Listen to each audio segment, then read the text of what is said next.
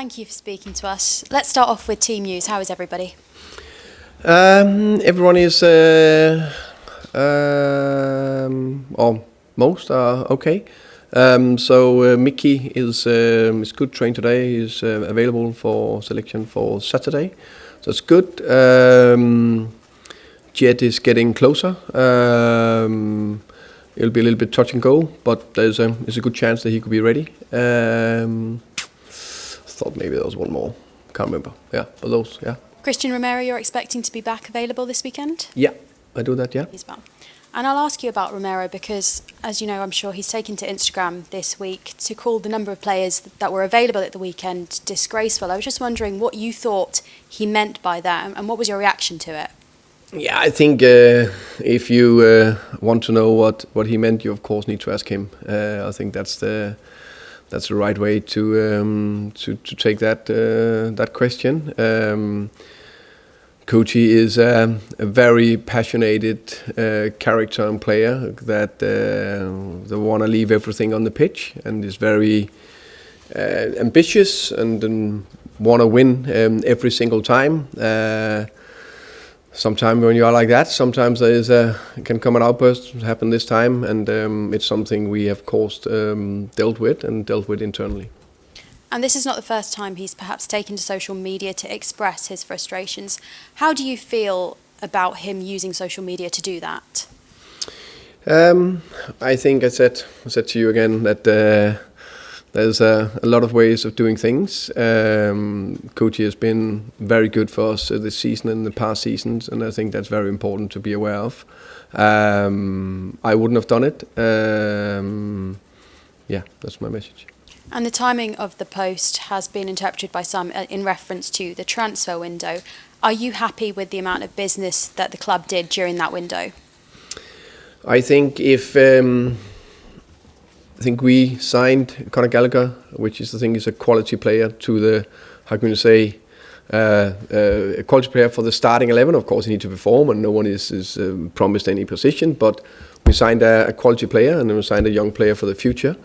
I think if you compare to a lot of the other Champions League clubs, Premier League clubs, I think that's very good. And I think where we are, I think it's okay.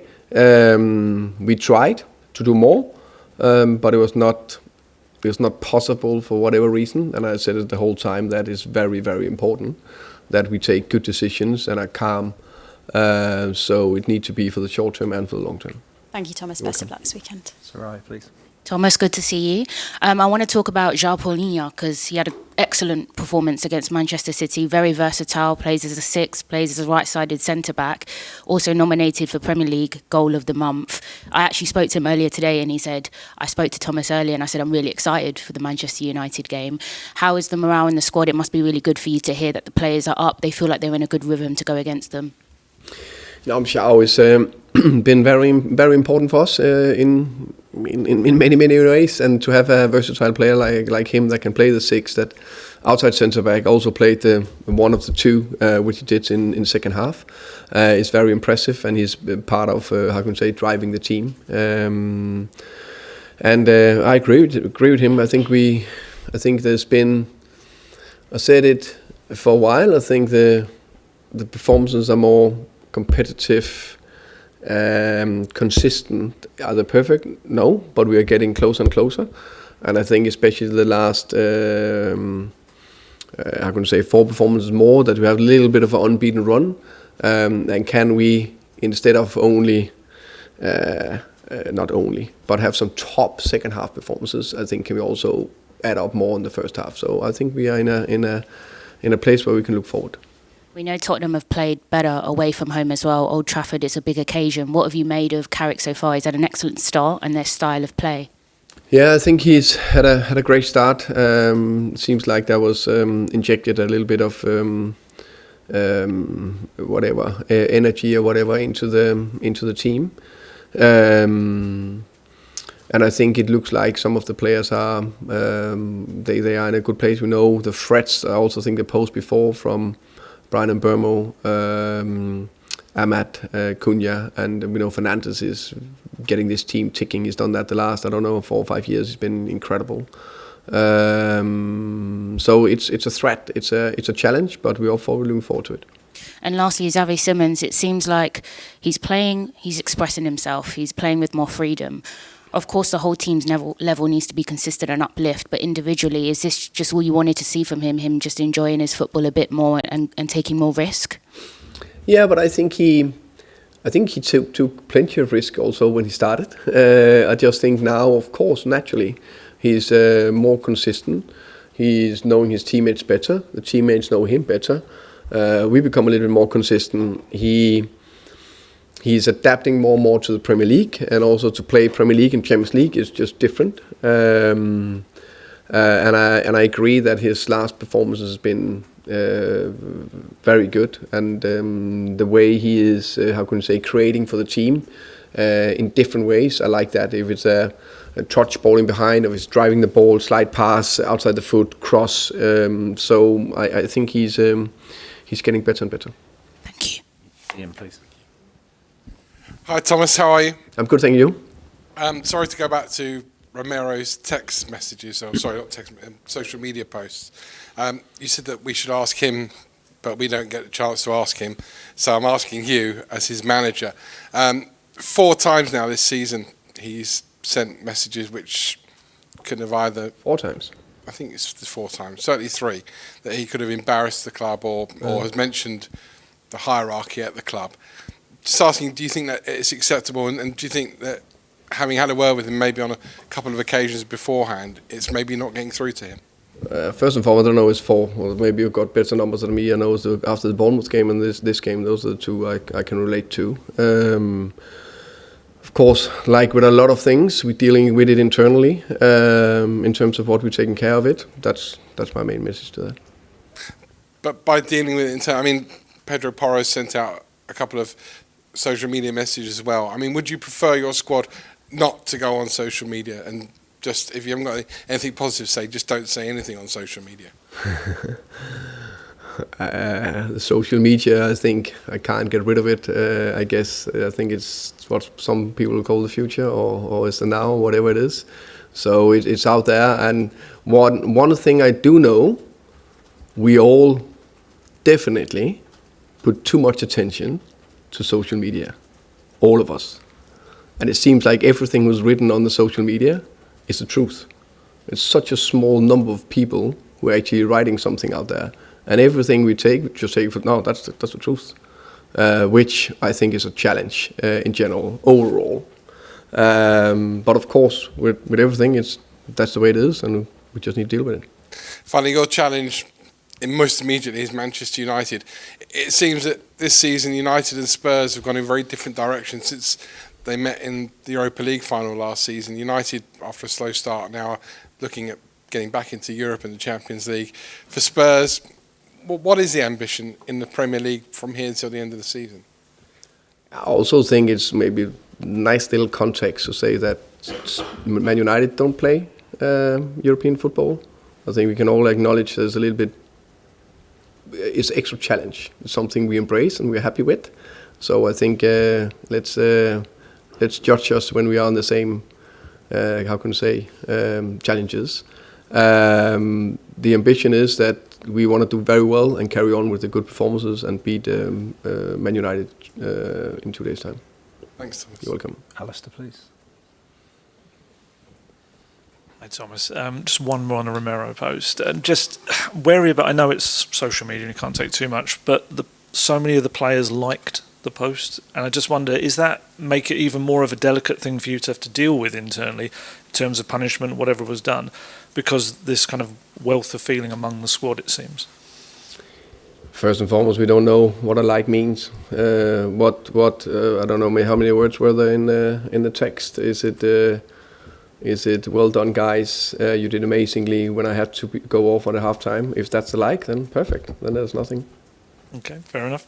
Can you understand the fans' fears about the lack of activity towards the end of the window? Because obviously you spoke to us in press conferences towards the end about maybe a short-term solution might be a loan signing, things like that. And I think maybe the fans fear that the position in the table, if you can't put out, say, a full team or options on the bench to change games, you could end up sliding down further.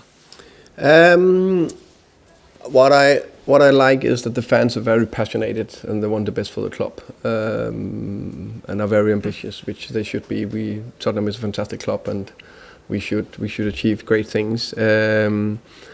It's also you say the challenge is we have a few players out.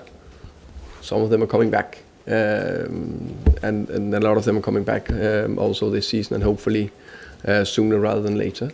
So that's one thing. Of course, we looked into loan options. Of course, we looked into other options, but for different reasons, nothing more happened. And I still think it was not like we wanted to buy 5 players. That's not the case. So we got a very good player in Conor Gallagher, and a good young one in Sousa. Just last one. I know it's with hindsight now, but I just wonder, do you look back at all on the Brennan Johnson sale, bearing in mind we now know no more attackers came in after that, and still feel the timing was right, and maybe it could have been a summer move rather than a January one? So there's a lot of moving parts in every decision, in terms of when you sell a player or when you buy a player. You can say if we play 3-4-3, we have right now 5 available players to the front 3, which is a decent number.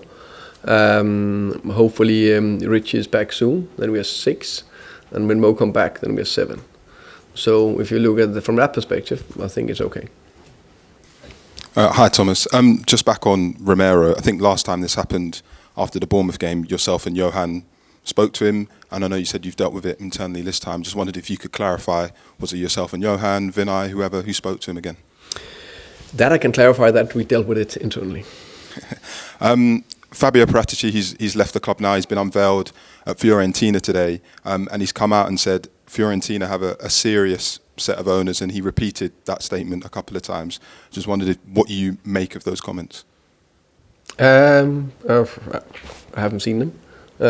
True, don't know them, so I back Fabio to that's probably the truth. And then just final one from me. Spurs have conceded quite a lot of goals from outside the box this season. I think it's the 3rd highest in the Premier League. Just wondered if you had any particular thoughts on why that is the case. Oh, that can be a big analysis on that. There can be unbelievable quality in the moment from players. There can be a coincidence. It can be that we didn't put enough pressure on the ball in a specific moment. I would like us to. You can say I think we scored 2 goals in the last 4 or 5 games, so that should have given us more points than we got. So no doubt that we can.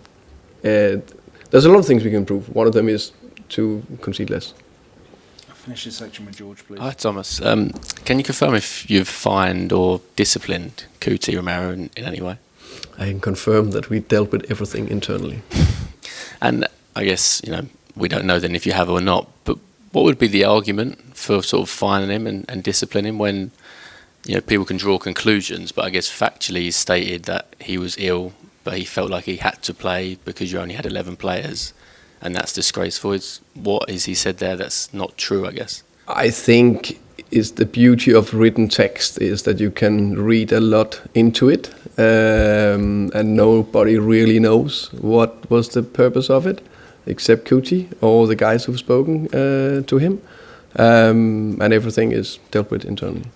And I guess, sticking with that, one thing that feels clear is that, Romero could easily have not said this. He could have kept his head down. The fact that he is speaking about this situation and how disappointed he is, I guess, it does show that he cares for the club, right? I think it shows that Cuti is extremely passionate. He wants to win. He wants to do everything he can together with his teammates to achieve great things. But you need to ask him next time you speak to him. And just finally, I guess with the remaining games of the season, I think you're 10 points or 9 points, above West Ham in 18th and 10 points off Liverpool in 6th. It felt like in January maybe one more signing could have made the difference in pushing to Europe. The club's spoken about ambition a lot, but it feels like the club's kind of settling for mid-table right now. Is that fair to say? That's your opinion. I don't think this club is very ambitious. I think if it was like this, easy to get another player in, then I played Football Manager. I decided that was not as fun to be a head coach of Tottenham. It's never that easy. It's much more complicated. We all know that. Very ambitious. We are in different stages of where we want to be, but that's not the same that we are not ambitious. We are very ambitious.